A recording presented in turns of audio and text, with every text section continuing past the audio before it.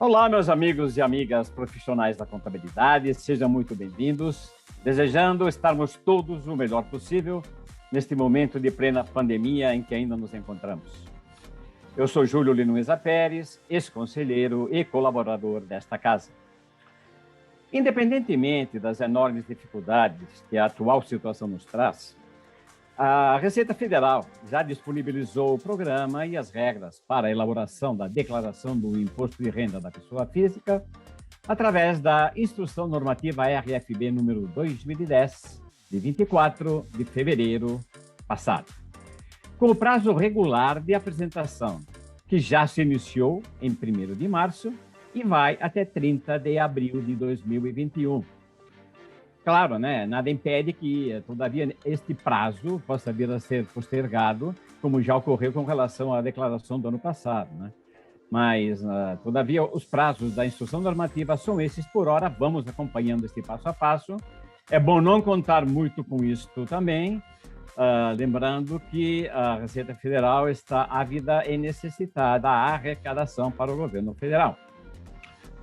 Antes de mais nada, gostaria de agradecer ao Conselho Diretor desta Casa, do CRCSP, na figura do presidente José Donizete Valentina, seus vice-presidentes José Maion, João Carlos Castilho, Marcelo Monello e Mariana Mário, assim como toda a grande equipe de conselheiros e colaboradores, pelo convite e possibilidade desse nosso trabalho, juntamente com vocês, sem esquecer também, lógico, né, do apoio e parceria e participação, principalmente, das entidades congraçadas, em especial no dia de hoje, Sescom SP.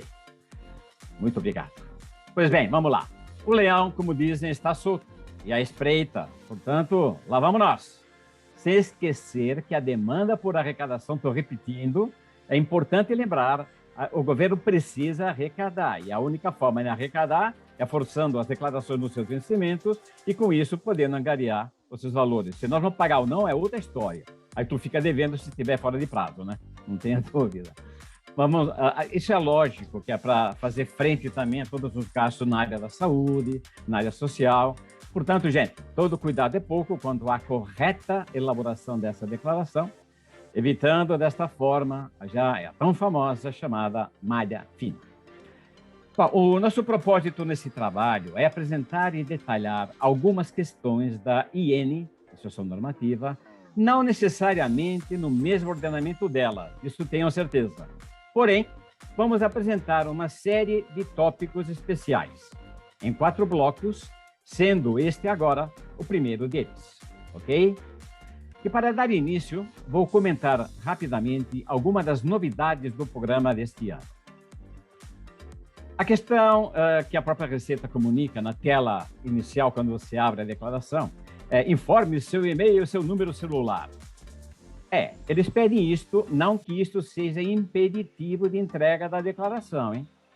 Não vem nem alerta, mas estão forçando cada vez mais isto, ou recomendando isto, porque eles querem evitar ao máximo o uso, que eles não usam, de e-mail, comunicando alguma coisa, pelo WhatsApp, por SMS. Não, eles querem que cada contribuinte acesse o quê? A sua caixa eletrônica de correio, que é no gov.br, no portal do ECAC, e lá eles sim colocam, podendo acessar com o certificado digital, ou podendo entrar também com código e senha. Lá eles colocam o que eles estão querendo. Daí o porquê eles pedem. Repetindo, portanto, eles pedem isso, mas não é impeditivo. Uma questão interessante também sobre espólio, sobre partilha de espólio.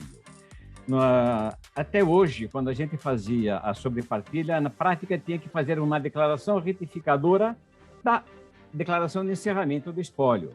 Agora isso não vai ter necessidade.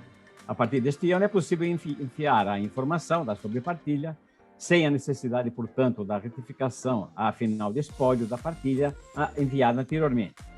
Para isso, na ficha espólio deve-se marcar que se trata de uma sobrepartilha. Bom, entra também alguns ajustes naquela parcela de isenção na aposentadoria da Previdência Social para maiores de 65 anos, um pequeno ajuste de números, mas o próprio programa, ao preencher, ele vai te detalhar, não há grandes problemas em relação a isso, fazendo uso também da declaração pré-preenchida temos que lembrar também a questão dos dependentes. Se tiverem rendimentos, tem que entrar. Os dependentes não podem entrar em mais do que uma declaração. Entra uma figura que realmente não se tinha, que é a devolução do auxílio emergencial. Num dos nossos tópicos que vamos abordar, não hoje, numa outra, isso vai ser abordado também. Nós temos um auxílio emergencial, nós temos o benefício emergencial e temos uma ajuda compensatória. Os dois primeiros, benefício e auxílio, ambos emergenciais, eles são rendimentos tributáveis. Vamos falar disso mais à frente. Já a ajuda compensatória, claro, isso cai em cima da empresa, quem paga são as empresas, ou quem pagou foram as empresas, isso vai entrar como rendimento isento ou não tributado. A restituição por meio de contas de pagamento também entra. A Caixa Econômica Federal vai gerar novas contas numeradas para poder fazer uso exatamente dessas restituições. E interessante também, informações de criptoativos. Desta vez, decidiram subdividir, até em códigos. Por exemplo, no código 81, o criptoativo Bitcoin, famoso BTC. No código 82, outros criptoativos, e tem mais um, que é 89, demais criptoativos. Não se perde nenhum. Muito bem. Nós vamos iniciar, então, agora sim, e vou apresentar o nosso grande senhor Antônio Carlos Souza Santos, vice-presidente administrativo do Sescom SP, empresário da contabilidade, além de outras habilidades mais, ok? Muito bem. Gostaria da apresentação dele, por favor, Antônio Carlos. Oi, Júlio, bom dia aos amigos do CRC, mandar um abraço para todo mundo, em nome do nosso amigo presidente José Donizete Valentina. É um prazer estar aqui, é um prazer estar conversando com vocês e estar batendo um papo com todo mundo aí, tentando ajudar e esclarecer as dúvidas a respeito desses meandros da declaração de imposto de renda. Vamos lá, estamos à disposição aí para bater um papo. Perfeito, Antônio Carlos. Realmente você disse muito bem, sempre procurando esclarecer para ajudar os profissionais da contabilidade. Eu concordo que às vezes a gente não consegue ajudar, acaba até complicando um pouco, ou abrindo mais algumas dúvidas, né? Isso é um processo natural, mas daí vem aquela questão que todos nós comentamos. Nós falamos, tratamos, procuramos orientar, mas nada mais é também do que um forte incentivo a lerem, estudem. Temos o Perguntão da Receita Federal, que é tranquilíssimo, tem quase 300 páginas, quase 900 perguntas. Não importa, é importante ler e estudar. Muito bem. Antônio Carlos. Sem dúvida, né? Vamos lá. Em se tratando de declaração de espólio, veja que não estou entrando em nenhum mérito do roteiro da instrução. Falando de declaração de espólio, tanto a inicial como a intermediária ou de encerramento, o que você poderia me comentar de procedimentos, como agir e como fazer, por favor? Por gentileza, a palavra é toda tua. Júlio, eu acho, em relação à declaração de espólio, eu acho que alguns cuidados eu acho que a gente precisa ter. Eu acho que o que eu tenho observado, às vezes, em termos de equívocos que se comete em relação à declaração final de espólio, ou cuidados que se precisa ter, em primeiro lugar, é a questão das declarações com valores superiores a 5 milhões de ativos, né, ou rendimentos, que normalmente, no caso de declarações normais, você entrega com certificado digital. No caso da declaração de espólio, isso não é possível, porque, em se tratando de uma pessoa falecida, o uso de certificado digital pode ser caracterizado como falsidade ideológica. Então, nesses casos, você precisa gravar a declaração em meio digital e levar até a Secretaria da Receita Federal e protocolar isso diretamente numa unidade da Receita Federal. Então, não é possível fazer a transmissão, o programa não vai permitir a transmissão de declaração com esse tipo de valor de ativo, então você precisa levar isso até uma unidade da Receita Federal. Isso é um cuidado importante. e que precisa ser observado. Acho que um outro ponto que eu vejo, às vezes, comentários das pessoas falando ou confundindo, é que, às vezes, de pessoas que acabam falecendo antes da data da entrega, por exemplo, uma pessoa que faleceu em fevereiro, mês passado, por exemplo, a declaração que você vai entregar agora em abril é uma declaração normal, não é uma declaração de espólio, porque você está entregando uma declaração relacionada ao ano calendário 2020, onde essa pessoa ainda não havia falecido. Ou seja, a declaração de espólio que você vai entregar é em 2022, né, relacionada ao ano calendário 2021, porque essa pessoa faleceu em 2021. Então, às vezes, não entre profissionais de contabilidade, porque essas pessoas já conhecem bem esse tipo de procedimento, mas principalmente quando a pessoa não é um profissional de contabilidade e vai fazer esse tipo de declaração, costuma haver esse tipo de confusão, né? E depois apela... Eu observo também... Desculpe, Antônio Carlos, desculpe. Não, ia falar, muito apropriada essa tua colocação, porque realmente, em função exatamente da pandemia, infelizmente, repito, tivemos muitos falecimentos, tanto em 2020, como estamos tendo também em 2021. E fatalmente, muitas pessoas que acham que entendem também de fazer declaração, não profissionais da contabilidade, acabam fazendo e se perdem um pouco nesse embalo entre quem faleceu em 2020 e quem faleceu em 2021. E depois, quando vêm os erros e as falhas, claro que acabam caindo no colo os problemas, no colo realmente do profissional da contabilidade. Muito bem colocado e muito apropriado a tua explanação. Obrigado, Antônio Carlos. Continua. Isso. Eu estava pensando sobre isso, Júlio, isso é um reflexo muito triste desse problema da pandemia, sabe? Essa questão da declaração de espólio, isso vai ser um reflexo triste para nós, profissionais da contabilidade, o grande número de declarações de espólio que nós vamos ter que fazer nesses próximos anos, aí, esse ano que vem. Um último ponto sobre declaração final, sobre declaração de espólio, o timing da declaração final de espólio, né? Que é a declaração inicial, obviamente, é no ano calendário, você faz sempre no ano seguinte ao ano do falecimento. Agora, a declaração final de espólio, ela é feita ou deve ser feita quando, no caso de decisões judiciais, se o trânsito em julgado ocorrer até o último dia de fevereiro do ano da entrega da declaração. Então, se ela ocorreu até fevereiro, no último dia de fevereiro do mês passado, por exemplo, você já entrega em abril desse ano a declaração final de espólio, ou se ocorreu a partir de 1º de março do ano passado até 31 de dezembro do ano passado, o trânsito em julgado, ou se for um caso de escritura pública feita em cartório dentro do ano calendário anterior. Essas são as datas, isso é o que se deve ser considerado para caracterizar a declaração final de espólio. Acho que esses são os pontos principais em relação à declaração final de espólio. O restante, os nossos colegas estão bastante habituados e cansados de saber o que precisa ser feito. Sem dúvida, mas eu quero dar uma pitada de um assunto que será abordado, provavelmente, em um dos nossos próximos, nas nossas apresentações, com relação a é uma pergunta bem frontal, clara e objetiva. É no momento do encerramento do espólio que convém ou não reavaliar muito bem o planejamento tributário de reavaliação dos valores dos bens do patrimônio do espólio?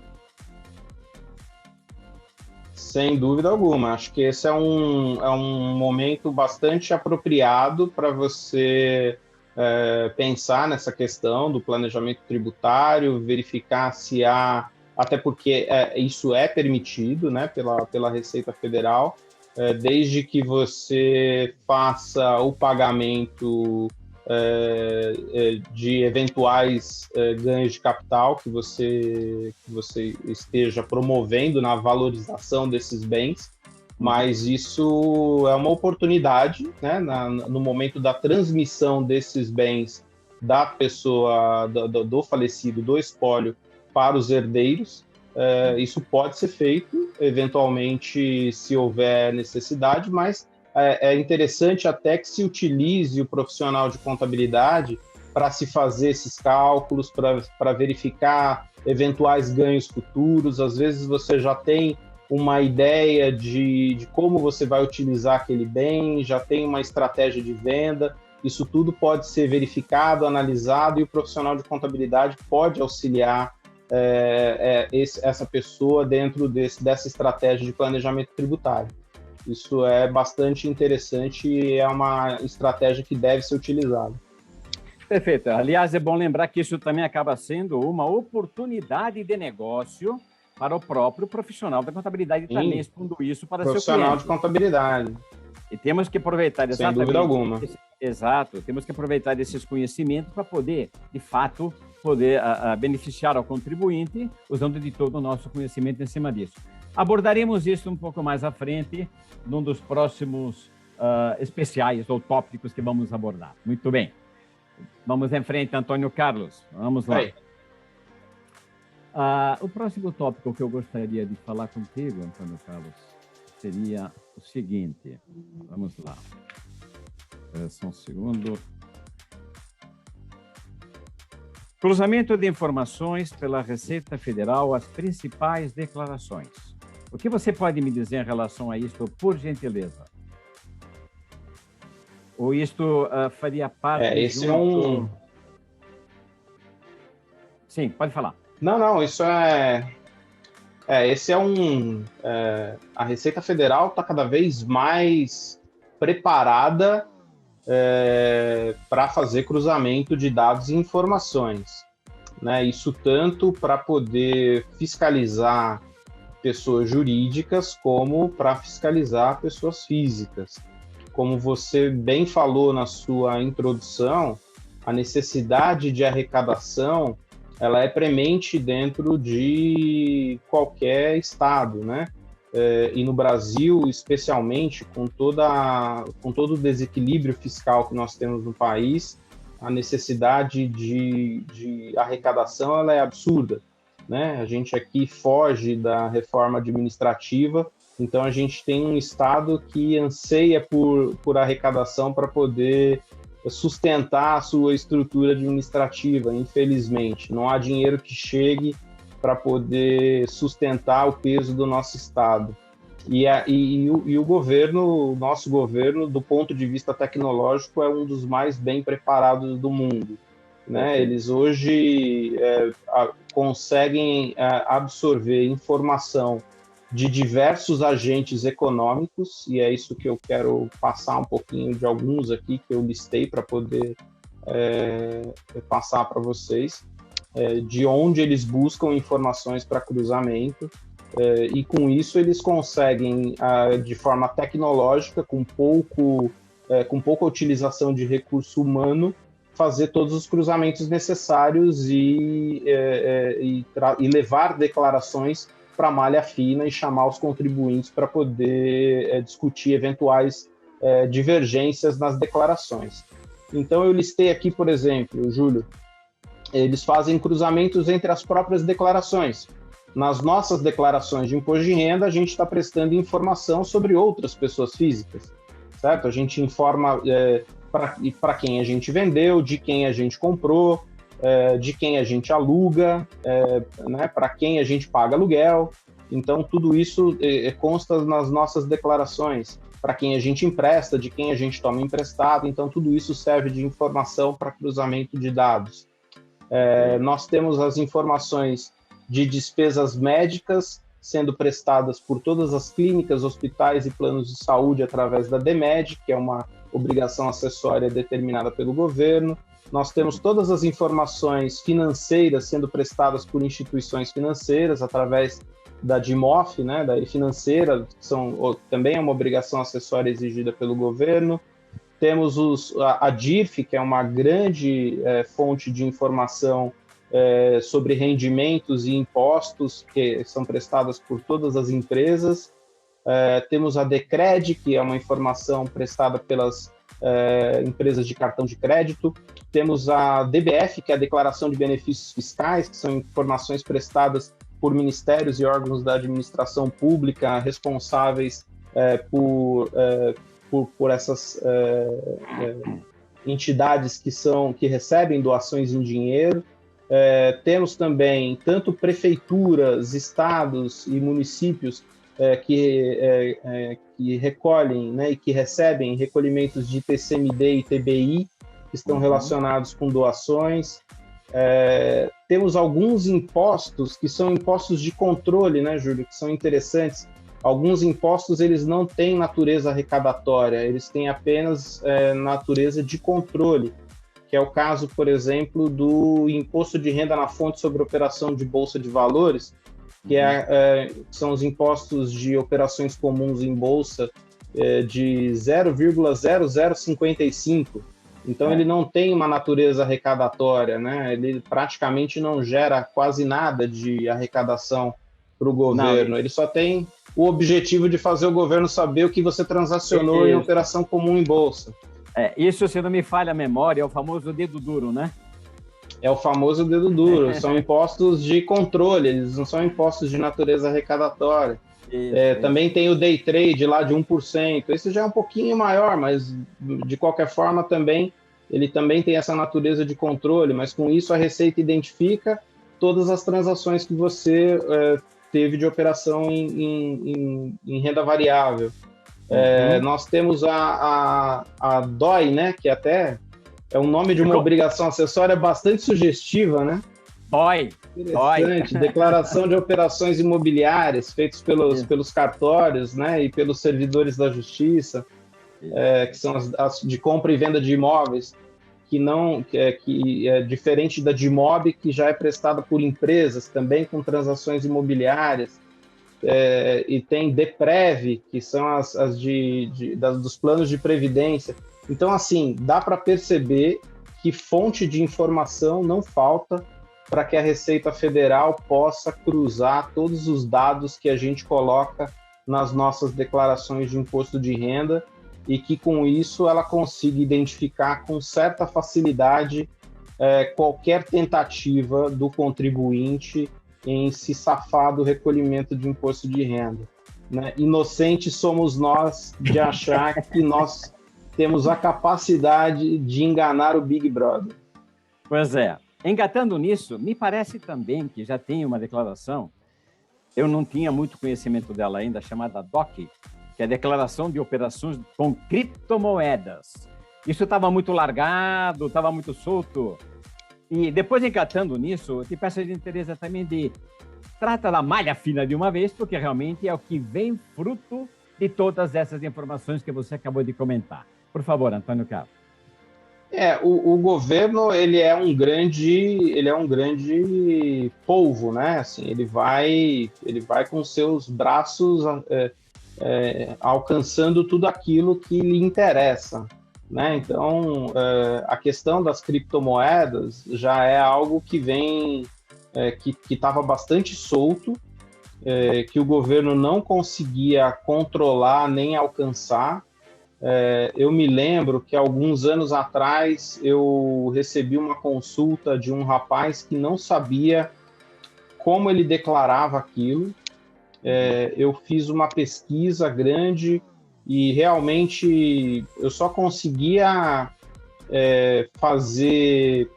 orientá-lo em relação à declaração de imposto de renda por analogia com outras situações, claro, e com outros bens, porque obviamente não existia nenhuma norma específica a respeito disso, e ele realmente falou, mas eu não tenho nada que me obrigue a declarar isso. De fato, assim, não tinha nada específico, mas obviamente com natureza de renda, a gente sabe que se existe renda, existe ganho de capital, existe evolução patrimonial, precisa tributar.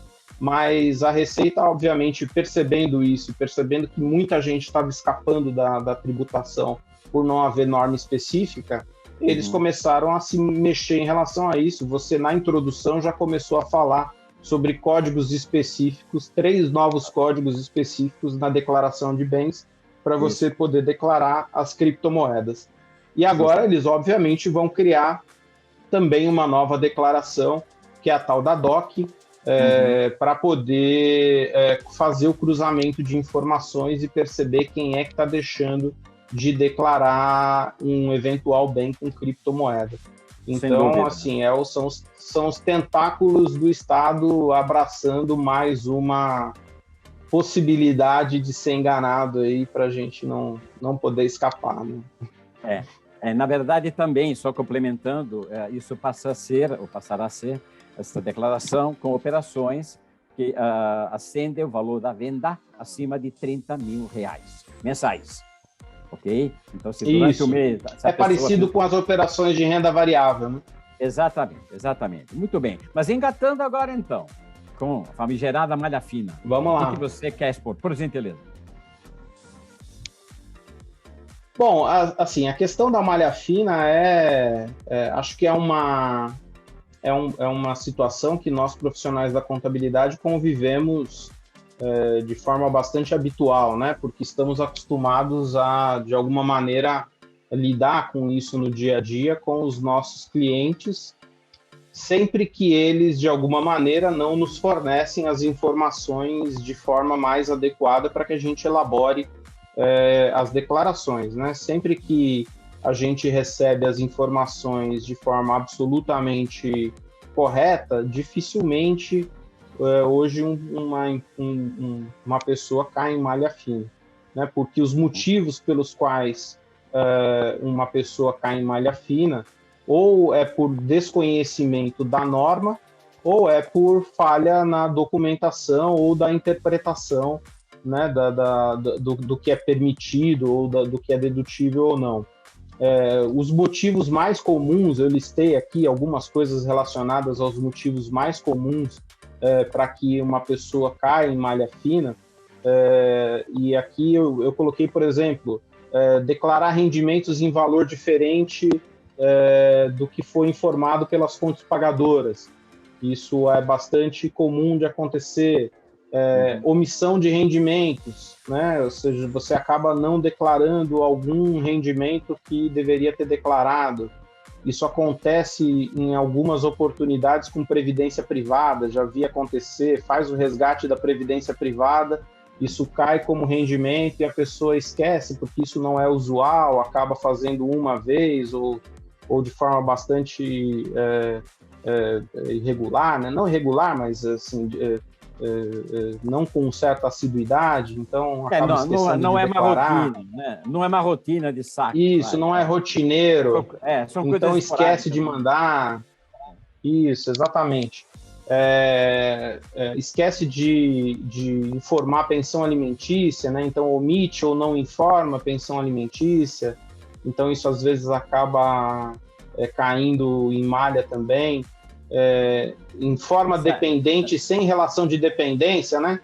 Sim, o cara quer colocar o tio como dependente, quer colocar o sogro, né? Ou coloca dependente repetido na declaração do cônjuge, você falou isso na sua introdução, né?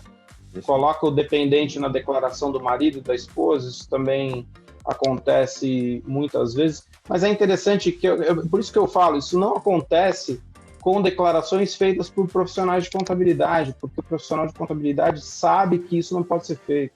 Isso acontece com declarações de pessoas que não têm esse tipo de conhecimento, né?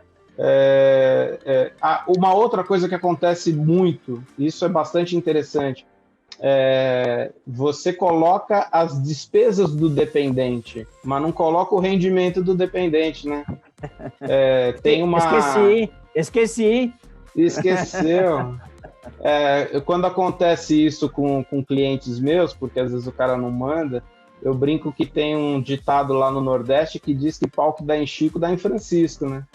Então, assim, se ele está aproveitando a despesa, ele tem que colocar a receita. Não pode ser só de um lado, né? É que nem a pensão alimentícia, né? Quem paga, declara literis. Agora, quem recebe, esquece de receber. Puta merda. Passou. São aquelas amnésias estranhas, né, que acontecem de vez em quando. Então, assim, você também tem questões de inconsistências no lançamento de despesas médicas ou lançamento de despesas não dedutíveis. Então, por exemplo, o cara coloca gasto com vacina, né? ou porque não conhece, ou porque acha que vai passar. Né? Gasto com medicamento não é dedutível. Então você entende que aquela despesa médica não, que é possível, mas de fato não é, né? Então, assim, coloca despesa médica ou com instrução de pessoas que não constam na declaração como dependente. Está colocando lá a despesa médica do teu filho, mas o teu filho não é dependente na sua declaração. Então, esse tipo de coisa acontece com bastante assiduidade, assim, com muita frequência em declarações que acabam caindo na malha fina. A gente percebe isso. Ou você informa uma despesa médica que foi reembolsada pelo seu plano de saúde, no caso de planos de saúde que fazem reembolso. Então, todas essas informações a Receita Federal tem, né? Ela recebe do plano de saúde a informação de que isso foi reembolsado, então você não pode deduzir. Você tem a gente estava falando dos impostos de controle, a Receita Federal sabe que você fez transação com renda variável, recebeu da corretora a informação da retenção de fonte das operações comuns de bolsa e você não declara renda variável. Então você vai cair em malha, mesmo que seja para poder explicar para a Receita a informação de operações de bolsa de valores. Perfeito. Você tem situações de ausência ou divergência na informação de venda de imóveis. Isso também é bastante comum, né? Principalmente com quem não é profissional da contabilidade. São poucas as pessoas, e aí eu acho que todo profissional de contabilidade passa por esse tipo de situação, que é o amigo, o colega ou o parente que não faz a declaração com você, mas que liga para tirar aquela dúvida, para pedir aquele conselho e tal. Essas pessoas são raras as que sabem que há necessidade de preencher um programa auxiliar chamado GCAP, de ganho de capital. Então, quem não é profissional da contabilidade, o cara acha que ir até o campo de bens e direitos e colocar no corpo do bens e direitos que ele fez uma transação de venda daquele imóvel é o suficiente. Então, ele está lá no valor da casa dele, ele fala vendido para Júlio Linoesa por X mil reais e segue a vida. Vai cair na malha fina, ele precisa apurar o ganho de capital, mesmo que esse ganho seja isento, no caso de único imóvel, ou às vezes ele tinha ganho de capital para pagar e não sabia, então vai cair na malha fina. Né? Então esses são pontos que ele precisa observar. Aluguel é outro ponto que cai muito em malha fina, né? As pessoas gostam de não pagar imposto de renda sobre aluguel, né? Acaba não declarando, só que o cidadão lá que está pagando aluguel para você declarou pagamento de aluguel e você vai cair. E um ponto que eu acho que é um dos mais sérios e importantes, que é a questão da variação patrimonial incompatível com a evolução dos bens, né, Júlio? Perfeitamente. Eu acho que esse é um dos mais sérios, que é a questão da variação patrimonial incompatível. Você tem rendimentos não declarados ou rendimentos que estão fora de fontes justificáveis de renda. Isso gera evolução patrimonial e quem também não tem conhecimento adequado de elaboração de declaração de imposto de renda entrega a declaração sem observar que a sua evolução patrimonial é incompatível com o rendimento declarado. Isso costuma trazer bastante dor de cabeça para quem não sabe que isso é um problema. Né? Acho que esses são os principais pontos que estão relacionados com a questão da malha fina e acho que são os principais pontos que as pessoas precisam observar na elaboração da declaração de imposto de renda. Sem sombra de dúvida, Antônio Carlos, perfeitamente. Parabéns pela explanação clara, objetiva, franca e a coerente. Variação patrimonial foi a última que você colocou, é uma das que mais também tem que ser levadas em conta. Muitos nem se apercebem exatamente dessas posições. Antônio Carlos, para finalizar, que o nosso tempo é um pouco curto, gostaria que você, e reforçar que isso é muito importante, o tópico agora que vamos comentar rapidinho, do imposto de renda devido.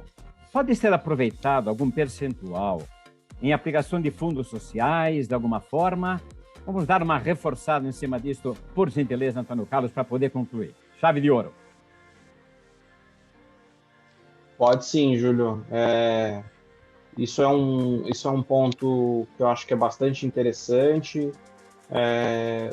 Do imposto de renda a pagar, nós podemos destinar uma parte para os conselhos de direito da criança, do adolescente e do idoso, tanto os conselhos nacional, estadual, distrital e municipal. Okay.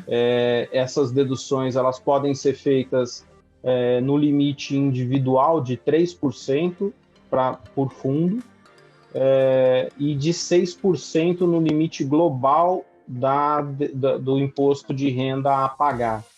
Então, nós não podemos ultrapassar 6% do limite total do imposto de renda a pagar. Essa é uma operação que pode ser feita, só pode ser feita na declaração de ajuste anual,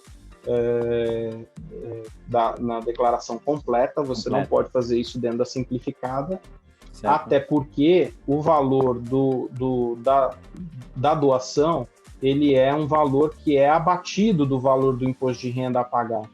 Então, ele é considerado como se fosse uma despesa dedutível dentro do imposto de renda. Você abate ele do valor do imposto de renda. Então, como na declaração simplificada você tem despesas calculadas por um percentual do valor da receita, não é possível tirar do valor do imposto uma despesa considerada dedutível. Isso só é possível, portanto, dentro da declaração completa. Isso é feito através do próprio programa. Você pode gerar um DARF, que ele vem, inclusive, com um código de receita diferente, né? Ele vem com o código de receita 3351, se eu não me engano, e ele precisa ser pago, Júlio, até a data da entrega da declaração. Até 30 de abril, nesse caso, de 2021. Certo.